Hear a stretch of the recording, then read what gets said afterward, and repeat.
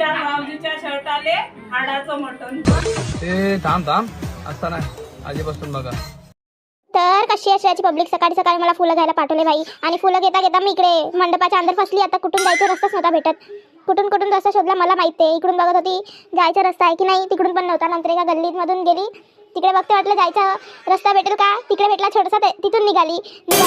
नंतर घरी आल्यावर हिच्यासोबत भांडण केलं थोडंसं. नुसती व्हिडिओमध्ये येत होती म्हणून म्हटलं अल्लग हो, पण अल्लगच नाही होती. म्हटलं हो अल्लग बाई. नंतर मला फुलच जास्त कमी झाले होते, तर देवाच्या वरती जे चढवले होते तेच घेतले. म्हटलं सॉरी, आता काय फुलच नव्हते. तर नंतर सुई बघत होती कुठे ठेवली मी, मग आठवलं की याच्यावर ठेवली होती बोर्डावर. तर बोर्डावरून तर आता खाली पडली आहे बघा, तिकडे होती पडून. म्हटलं कोणाला टोचली असते ना, अजून शिवाय खाल्ल्या असत्या मी बिनकामाच्या. नंतर म्हटलं इलाज करू नये, मला तर करायची इच्छा नव्हती. म्हटलं तूच करणे, मला खूप त्रास येत होता. म्हटलं तूच कर मला नको सांगू. हा मला कार्टून बघायचा होता ना, म्हणून नाही का मी काहीच नाही केलं. हे बघा केवढा मोठा हार बनवून ठेवला मी, एवढा मोठा, आता माहिती नाही कोणाला घुमते. पाय ठेवला तिच्या हातावरती, तिने मला मारलं. एवढं जर मारलं ना काय सांगू, इतका जर लागला. हेव्हा मोबाईलमध्ये काय करते, जाऊ द्यायला लगो मला टी व्ही बघायची ती. नंतर अजून तिच्या थोडीशी चेडी केली. नंतर माझे पाय पकडून बसली की नको सॉरी बोलून. म्हटलं हा हो लग. नंतर डोकला आणला होता, तर रात्री कार्यक्रम होता. मला वाटलं समोसे असेल, पण जलेबी निघाली.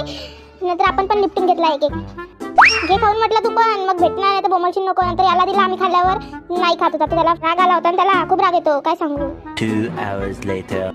नंतर इकडे मेकअप चालू होता. यार मम्मी काय दिसत होती यार, मला काय सांगू तुम्हाला, एवढी छान दिसत होती मम्मी. मम्मीला असं परफ्यूम मम्मी डोक्यातच मारला बाई. मी गेली तयारी, नाही तर मम्मी अशी बोलली असती की गावल्यासारखी राहते. कुठे तयारी केली, तोंडाला पावडर चॉकलेट घेऊन घातला फक्त. आणि हे इथं काय चाललं काय प्रेस करता प्रेस करते प्रेस केसाला, म्हणजे चढत ना तेव्हा समजत. मला प्लेटमध्ये चम्मचच नव्हता भेटला, तोंडाने खाल्ला. नंतर भीत होत्या म्हणे या चावत. म्हटलं बसा तर नाही चावत. अरे म्हणे तू याला घेऊन बाहेर जा. म्हटलं थांबा जाते. म्हटलं थोड्या वेळाने. बसतच नव्हतं कोणी त्याला बघून.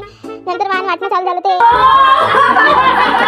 हेवाली सुट्टी होती, हेवाली लालवाली, तर मग तिला सांगितलं नाश्ता देता एक वर्ष राहते. माहीत तर नाव आहे त्याचे, माहित आहे. मटणात मटण, बोकडाचं मटण, विशाल रावजीच्या शर्टाले हाडाचं मटण.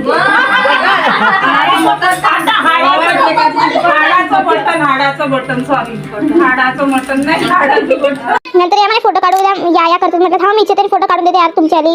नंतर हिच्यासोबत मी पण ढोकला निपटवला. नंतर माहिती नाही मम्मी कुठे गेली होती. मम्मीला बघत त्या समोरच्या घरी गेली. तिथे असेल म्हटलं तर तिथे शोधायला गेली मम्मीला. मम्मी तिकडेच होती. एवढा जर आवाज दिला की अख्ख्या गल्लीला आवाज गेला असं मला माहित आहे. गेट पण नव्हता उघडत भाई, एवढा जाम होता. काय काका तुमच्या घरचा गेट. तिथे पण उखाणा घ्यायला लावला बाई. काय हिरवा चुडा हाती, विशालराव माझे पती, सांगा माझे भाग्य. मम्मी आपलं भाग्य विचारत होती बाई. म्हटलं